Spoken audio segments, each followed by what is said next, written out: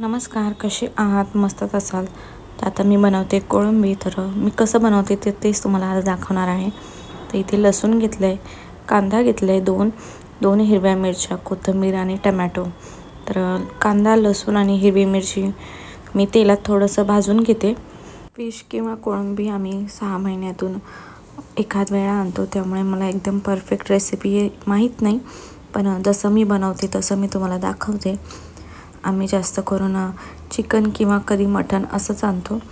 तर आता मी सगळं मिक्स करून घेते आणि छान भाजून घेते तेलात. एकदम सोप्या पद्धतीने मी बनवते आणि असं पण छान लागतं. तर तुम्ही एकदा ट्राय करून बघा हे असं. जसं आपण चिकनचा मसाला बनवतो, कांदा आणि खोबऱ्याचं वाटण, तर तसंही बनवू शकतो. पण मी असं बनवते तेलात भाजून कांदा, आणि मी ह्याच्यात खोबरा नाही टाकणार आहे. आणि मला थोडीच भाजी बनवायची आहे संदीपसाठी आणि माझ्यासाठी. चिकू असं काही खात नाही, त्याला म्हणजे बघून तो तसं काही खात नाही, तर त्याला मी वेगळं काही बनवून देते. तर आता कांदा आणि लसूण छान व्यवस्थित भाजले गेले, तर त्याच्यात मी 3 हिरव्या मिरच्या टाकल्या आहेत, तिखट आहेत त्या, आणि टमॅटो आहे. तर ते अजून व्यवस्थित मिक्स करून घेणार, छान तेलात असं परतून घेणार आणि टमॅटो सॉफ्ट होणार तोपर्यंत परतणार आहे. आणि नंतर मिक्सरला वाटून घ्यायचं. आणि याच टोपात मी बनवते कोळंबी.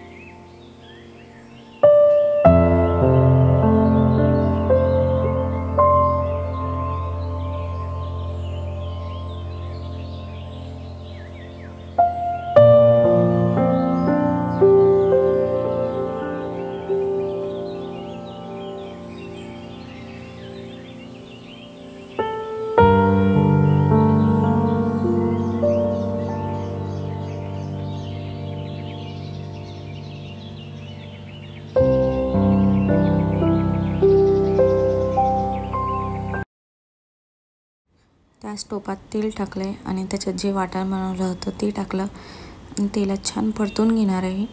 आणि ह्याच्यामध्ये गरम मसाला, धने पावडर, लाल तिखट, हळद, मीठ हे मसाले टाकून व्यवस्थित मिक्स करून घेणार. आणि मी कोणती भाजी वगैरे बनवत असेल ना, तर मी गरमच पाणी टाकते. थंड पाणी टाकलं तर त्याच्याने चव मग त्याची वेगळी लागते भाजीची, कारण की आपण गरम मसाला टाकलेला असतो, त्यामुळे त्याच्यात गरम पाणीच टाकायचं. इथे धने पावडर पण संपलं आहे, तर ते बरणीमध्ये भरून वाटून ठेवलं आहे मी. तर आता सध्या मी एवढं टाकलं आहे, तर वाटलेलं आहे ते मी नंतर काढून घेईल डब्यातून. तर इथे थोडीशी कोळंबी होती, तर त्याला मी मीठ आणि हळद लावून ठेवलं होतं, तर ते पण मी व्यवस्थित मिक्स करून घेते आणि लगेच पाणी नाही टाकत, थोड्या वेळाने टाकते. सगळा मसाला कोळंबीला छान लागला पाहिजे. आणि आता मी झाकून ठेवते 5-10 मिनटं. फिशची भाजी मला व्यवस्थित बनवता येत नाही, तर त्यामुळे मी फिश कधी पण फ्राय करते. आणि फ्राय करायला काय सोपंच आहे आणि चव पण चांगली लागते फ्राय केलेली, त्यामुळे मग मी फ्रायच करते. भाजी केलं तर माझी भाजी बिघडूनच जाते, त्याची टेस्टच कदाचित मला जमत नाही, त्यामुळे चांगली लागत नसेल.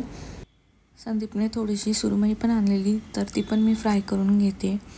आणि माझा भात बनवून झाला आहे, तर मी हे भाजी वगैरे झालं, फ्राय करून झालं की नंतर मग मी भाकरी बनवते. तर इथे मी सगळे मसाले घेतले आणि त्याच्यात मी आलं लसणाची पेस्ट पण टाकली आहे आणि थोडंसं तेल टाकून मिक्स करून घेतलं आहे. आणि सगळे मसाले मी फिशला लावून घेते. इथे मी तव्यावरती तेल लावून घेतलं आहे आणि गरम करायला ठेवलं आहे, म्हणजे लावलं का लगेच फ्राय करून घ्यायला. मसाले लावून मी ठेवत नाही, लगेच फ्राय करून घेते. तेवढा वेळ पण नाही आहे, संडेला उशिरा उठतो आणि जेवायला पण उशीर होतं, त्यामुळे मी लगेच फ्राय करून घेते.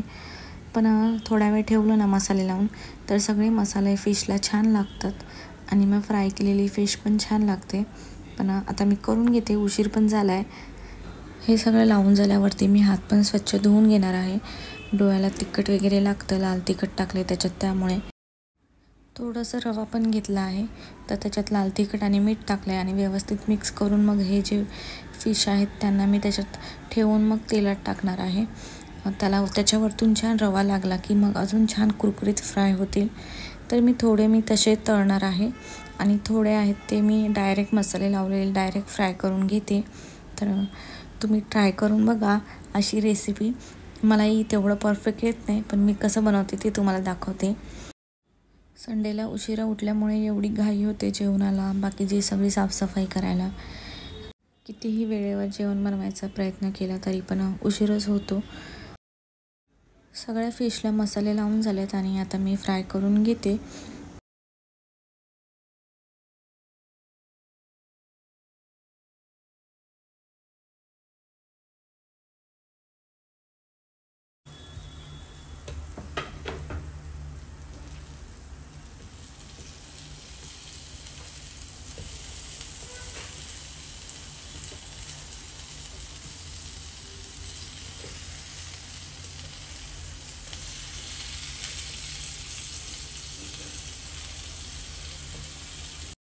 कोळंबी मी थोडीच बनवली, म्हणजे एका टाईमसाठीच बनवली आमच्या दोघांसाठी. आणि फिश आहे ती जरा जास्त होती, तर ती उरली तर थोडीफार आम्ही संध्याकाळी पण खाऊन घेणार. तर त्याच्यात मी आता कोथिंबीर धुतलेली स्वच्छ कापून घेते आणि छान झाली कोळंबी. तुम्ही एकदा ट्राय करून बघा असं विदाऊट खोबऱ्याची. तर थोडीच बनवली, तुम्हाला वाटेल किती कमी आहे, तर आमच्या दोघांना बस होतं. कोळंबी आणि फिश फ्राय मी संडेला केलं होतं, तर हा संडेचा व्हिडिओ आहे. आणि बाकी जो पुढे मी व्हिडिओ केला आहे की मी कुठे राहते तो मला थंबनेलवरून कळालंच असणार, तर तो व्हिडिओ कालचा आहे. मी रोज व्लॉग्स टाकत नाही, त्यामुळे जेव्हा जेव्हा मी काही बनवते तेव्हा शूट करते आणि मग तुम्हाला ते एखाद्या व्लॉगमधून दाखवते. तर इथे माझं सगळं आता झालं आहे, तर आता मी जेवतो.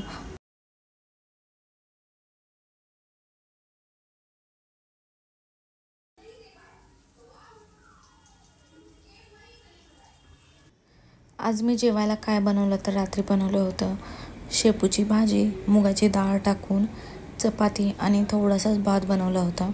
फक्त संदीपपुरताच भात बनवला आहे. चिकूने मी खाल्लं तर खातो, नाही तर नाही खात तसं. त्यासाठी मी त्याच्यासाठी थोडासाच बनवते. आणि इथे दूध गरम करायला ठेवलं होतं, तर ते थंड झालं का फ्रीजमध्ये ठेवेल मी. माझं किचन पण सगळं क्लीन झालं आहे, फक्त जेवायचं बाकी आहे. मी जेवण खूप कमी बनवते, उरायला नाही पाहिजे, कारण की सकाळी कोणी खात नाही, सकाळी परत डबा वगैरे असतो त्यामुळे.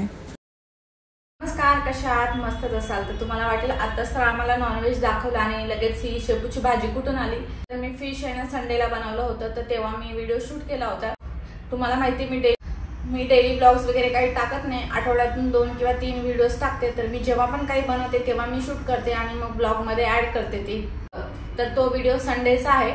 तर संडेला बनवलं होतं मी फिश. आणि आता माझं जेवण वगैरे बनवून झालंय.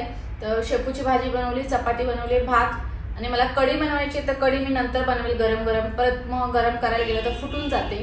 दिवसभर एवढं गरम होतं, त्यामुळे मी संध्याकाळी थोडंसं लवकर स्वयंपाक करते आणि आंघोळ वगैरे करून फ्रेश होऊन मग जेवणाला बसतो. बरं वाटतं जरा आंघोळ वगैरे केल्यावर संध्याकाळी, नाही तर दिवसभर एवढं गरम होतंय. वगैरे करून फ्रेश होऊन बसली तुमच्या प्रश्नाचं उत्तर देण्यासाठी. कशाबद्दल मी बोलते ते तुम्हाला कळालंच असणार. तर म्हटलं तुम्हाला तुमच्या प्रश्नाचं उत्तर द्यावं, जो तुम्ही मला एवढ्या दिवसापासून विचारताय. आणि साहजिक आहे कोणालाही वाटतं की कुठे राहते तू. तर म्हटलं आता मी तुम्हाला या व्हिडिओमधून सांगावं की मी कुठे राहते. काही पर्सनल रिझनमुळे मी सांगत नव्हती, पण आता एवढं तुम्ही विचारताय तर म्हटलं सांगावं. आणि प्रत्येकाला मी कमेंट्समधून किती सांगावं, तर यासाठी एक व्लॉगच करावा. आणि मी एक व्लॉग पण केला होता, तर त्याच्यावरून तुम्हाला समजलं असणार की मी कुठे राहते. कदाचित तुम्ही तो व्हिडिओच नाही बघितला, नाही तर स्किप केला असणार. तर तुम्ही कुठे राहता? तर आम्ही कुठे राहतो, तर आम्ही ठाण्याला राहतो. आम्ही ठाण्याला राहतो. तर तुम्हाला या प्रश्नाचं उत्तर मिळालं असणार की आता आम्ही कुठे राहतो. तर आता तुम्ही मला सांगा की तुम्ही माझे ब्लॉग्स कुठून बघताय आणि तुम्हाला काय वाटत होतं की आम्ही कुठे राहतो. आता कळालं तुम्हाला कुठे राहतो.